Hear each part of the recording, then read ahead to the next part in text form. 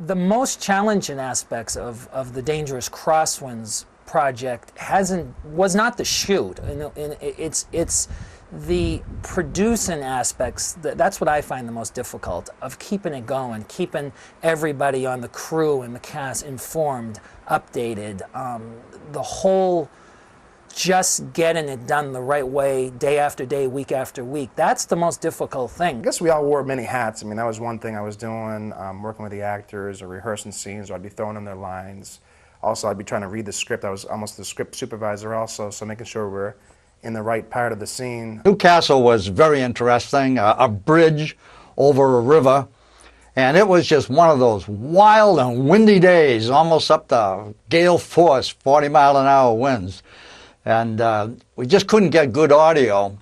So many times I've run into that, and we took the mic off of the long boom, and I just held it, my arms up against my chest, and wrapped myself around the microphone and moved my body towards the actors and blocked the wind off. It was tough because the wind was swirling from all directions, you know, so it was a tough shoot, but we got the audio we want. The most challenging moment when we were shooting Dangerous Crosswinds for me was when me and Pat McNally had to hold up the sheet over the actor's head to block the sunlight.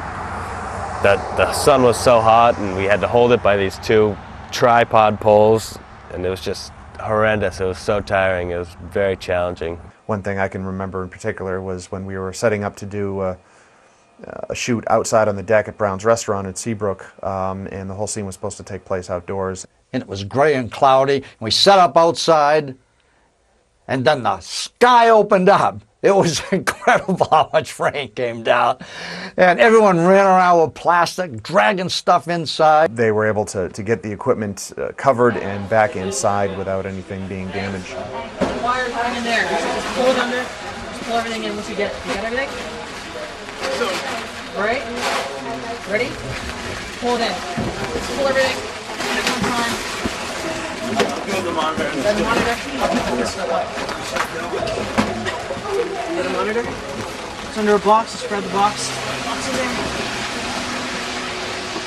there. Bill Milios, the producer, had a plan for an inside shoot just in case that happened. It worked out for the best anyway, because a particular scene, even though it wound up being shot indoors, still one of my favorite scenes from the movie, just in how it looked. We had a lot of extras in eating in the restaurant, and everything cut together really, really, really well. Miss New York? No, not at all. I love being back here. But I know I sure surprised the hell out of Hugh when I called asking if I could work here this summer. You sure did. I get a kick out of that.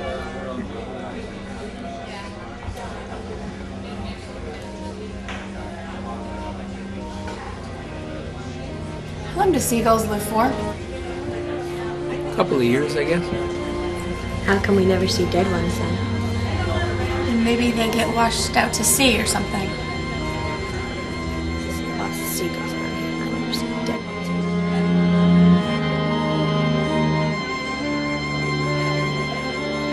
End sequence with actors Larry J. Tisch and Don LaBranche. It was just such an ambitious shoot where it calls for the final confrontation to happen at nighttime on Hampton Beach. Very technical, and the actors were excellent. But it was like a 6-page, 7-page scene that we were trying to do in 1 or 2 takes. And it was just so challenging to light it, to mic it, to have the actors do long, long takes. And I think it really works well. I think it has that, continuous feel that we were trying to get. I told my wife I couldn't even sleep. Every day I was getting up to be on the movie set. What was really great about it, I've reflected on this a little bit, was that every day I got on the set, I would work with at least 2 to 3 different actors, because the way the film is set up, it's kind of like a whodunit, and I'm interviewing all these different people, all these wonderful characters. So every day there'd be a different character that I'd get to work with, And that was really exciting, because the people that he cast were wonderful. I mean, very seasoned, experienced actors. And, okay, in place, everybody. Quiet on the set. Roll cameras. Rolling, 33, 36. Slate.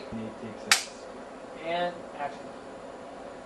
Well, Harry says his problem started in New York the minute his book was published. Well, he felt that the paper never backed him in the manner that they should have. Well, are you supposed to?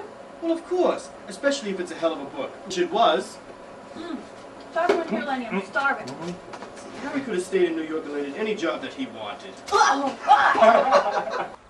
Jeff Rapsis did the score for Dangerous Crosswinds, and I worked very close with Jeff. Writing the score to a film is not something I guess you can do according to some instruction manual, because there is none. And I'd never done it before either.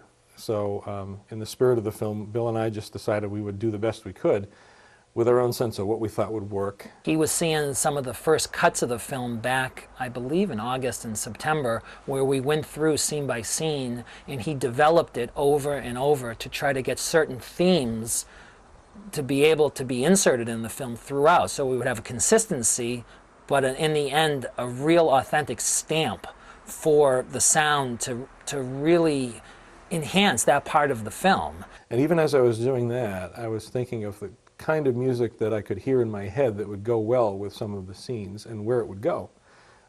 We didn't want it to be all music and showcase the music, but we wanted the music to underscore the drama and to help tell the story, to support the film story and the characters and the moods, and the way the film grows more intense as the story progresses. Then, on top of that, he got the New Hampshire Philharmonic to record parts of the score. We realized that the piano sounds and some of the other sounds that Bill had liked weren't going to be enough. We had some string sounds that I had done on the synthesizer, and they seemed to work very well.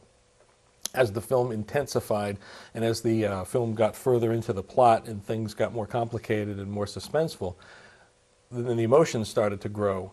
The string sound really worked well, and the synthesizer can, do a lot of things well, but there's nothing like the sound of real strings.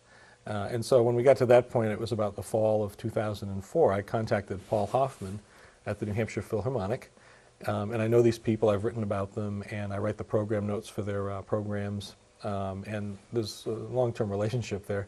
And Paul was very open to the idea of the Philharmonic contributing to this project. It's their 100th season, and they wanted to do something special to kind of celebrate it.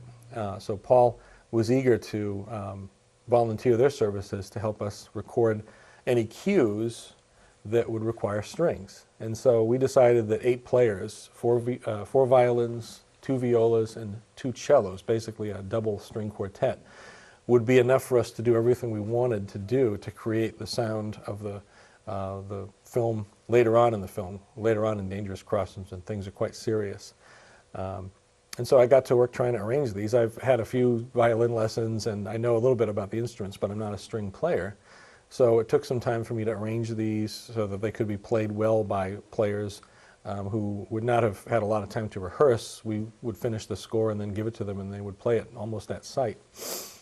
But it worked out quite well. And by the time we got to the recording studio on March 24th, everything was in order, and in 4 hours we were able to record all the string cues.